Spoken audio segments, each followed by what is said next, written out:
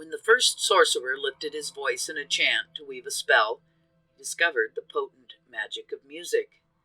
In the sinuous melody that charmed serpents, in the pulsing rhythm of the rainmaker's dance, spellcasters harnessed music to control the lowliest creatures of the earth and the mightiest elements of the heavens.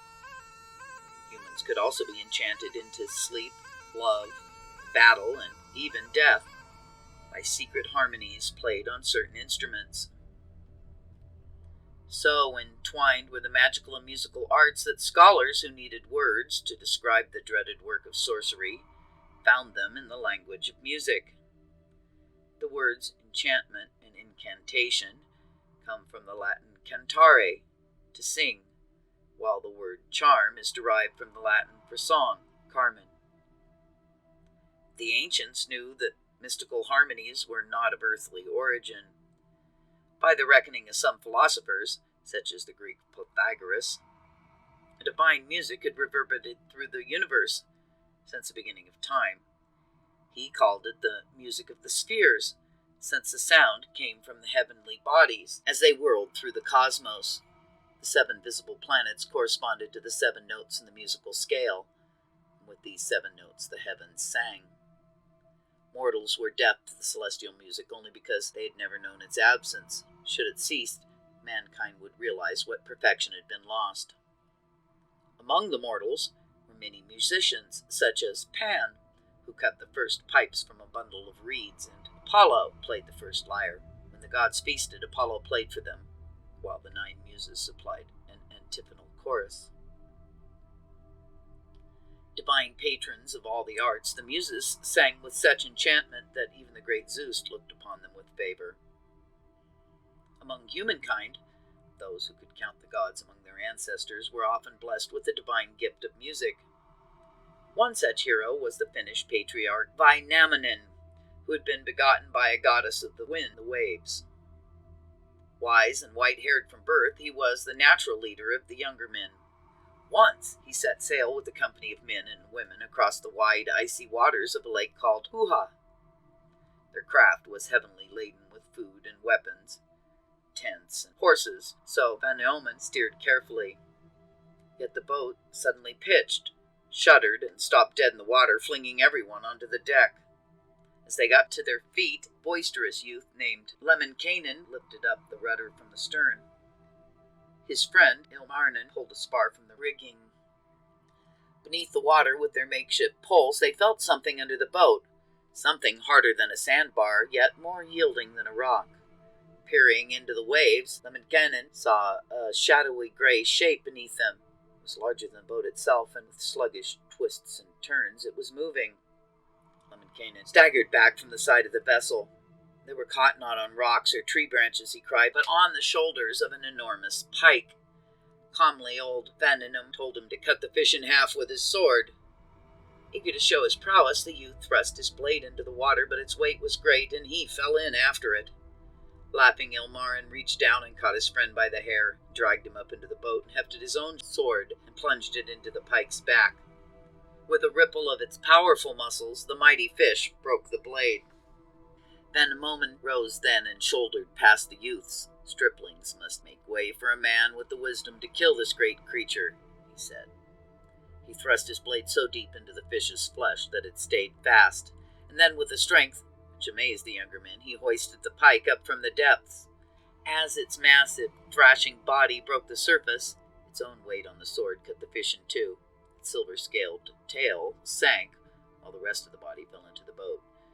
His companions gathered round the pike, staring at its huge gaping gills and glazing eyes, as Vainamoinen steered the vessel for shore. On the beach, he cut the meat from the pike with his sword and bade the women cook it for a feast. As they scaled and minced it, Vainamoinen sat looking at the pike's bones drying in the sun. He wondered aloud what useful thing might be made of them. The youths beside him scoffed at the notion of any good coming from fish bones. But Vainamoinen ran his gnarled fingers gently over the wide curve of the fish's jawbone. Taking his knife from its sheath, he lifted the jaw into his lap. He smoothed and shaped it as the young men stood around. Carefully he notched it. He each side and fitted some of the pike's teeth into the notches, and then he pulled some long, silky hairs from the tail of one of the company's horses. These he stretched across the jaw between the pairs of teeth, tying each end tightly. At last he stood and held out to the youth a 5-string harp called a Kantele. One by one, each man and boy, each woman and girl who had gathered around old Vanneman, tried to play the Kantele, but when they plucked its strings, only dull, discordant notes rose from it. Even bold Lemminkainen, sure that he could cajole a melody from it, could only make noise instead of music. Vanneman took back the harp and carried it to all the villages around the lake. Hundreds of hands took it up, but none could play it properly. Finally, in the last village, a blind man, awakened from his sleep by the sour song of the Kantele, opined that such a poor instrument should be thrown at once into the sea. At his words, the harp trembled, its strings quivered, and spoke in a human voice. It asked to be played by the hands that had made it. Van Monen took up the Kantele and walked down by the lake. He sat on a rock beside the clear water and began to play. From the strings rose a melody clearer and more achingly sweet than any song that had ever floated through the cold air.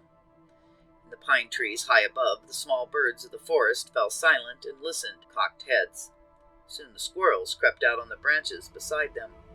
Below, the thicket stirred with animals drawn to the enchanted song.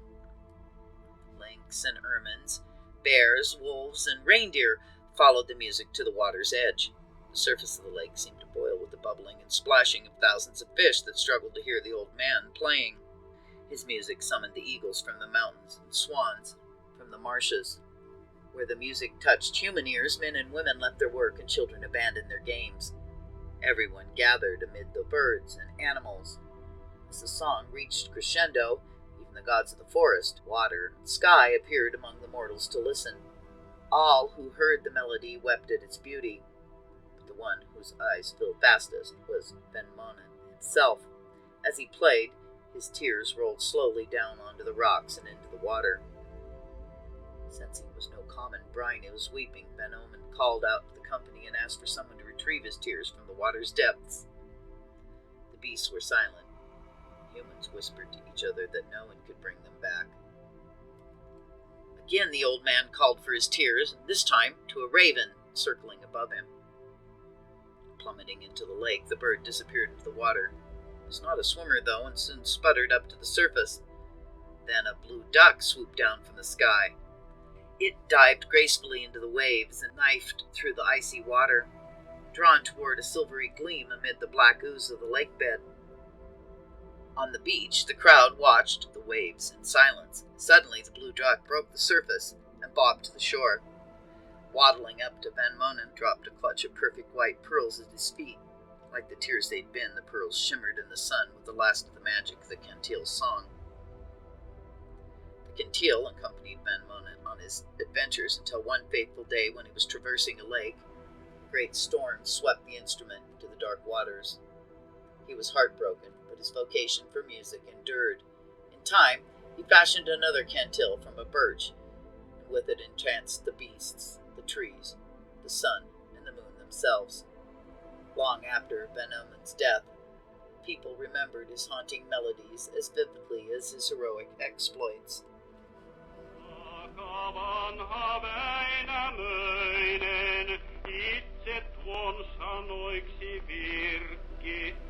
Näistäpä toki tulisi kalanluinen kanteloinen, kun oisi osoajata, soitonluisen laatijata, kun ei toista tullutkaana, ei ollut osoajata, soitonluisen laatijata.